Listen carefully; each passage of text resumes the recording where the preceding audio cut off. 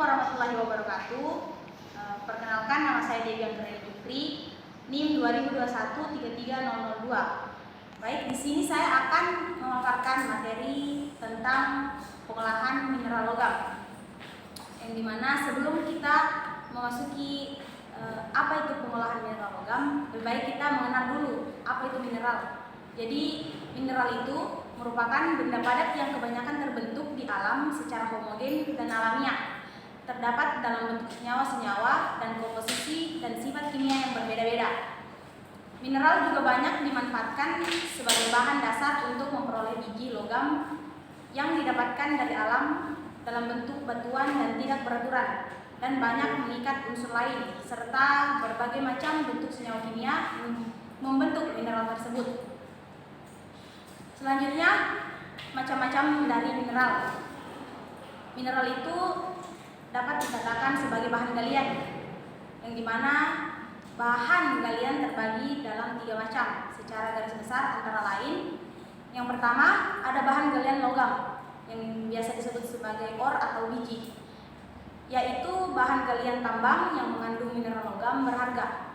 Logam seperti besi, timah putih, nikel, tembaga, emas, perak, dan lain-lain yang banyak dimanfaatkan.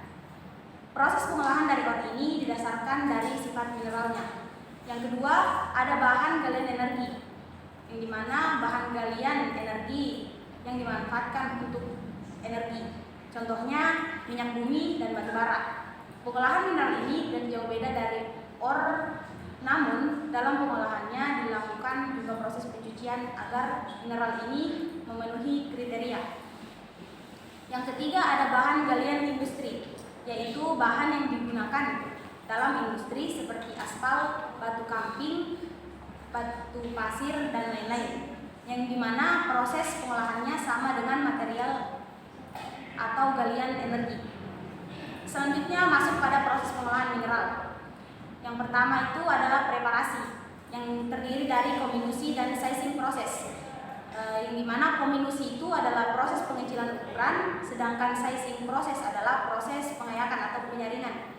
Yang kedua ada konsentrasi, yaitu proses pemisahan material dari pengotor sehingga didapatkan mineral berharganya, yang didasarkan dari optikalnya, yaitu warna dan bentuk, sifat magnetik, apakah material itu bersifat magnetik, kemudian konduktivitas listrik, dan sifat dari permukaan material itu sendiri. Yang ketiga ada proses dewatering yang terdiri dari 3 tahap. Yang pertama itu sedimentasi,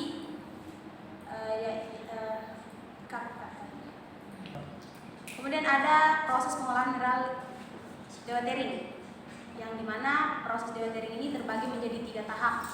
Yang pertama itu sedimentasi. Nah, sedimentasi itu terbagi menjadi 2 macam pemisahan berdasarkan gravitasi dan sentrifugal. Gravitasi ini didasarkan dari berat jenis mineral yang diproses. Kemudian sentrifugal itu berdasarkan sifat senyawa tersebut.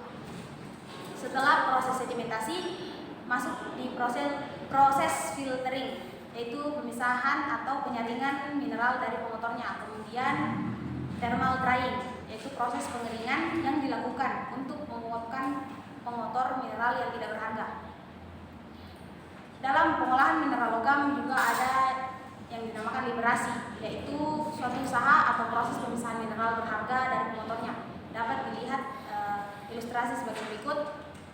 Kemudian next, dalam proses liberasi itu ada persamaan yang digunakan, dapat dilihat pada ilustrasi. Kemudian persamaan ini hanya berlaku untuk asumsi bahwa volume partikel mempunyai harga besar yang sama.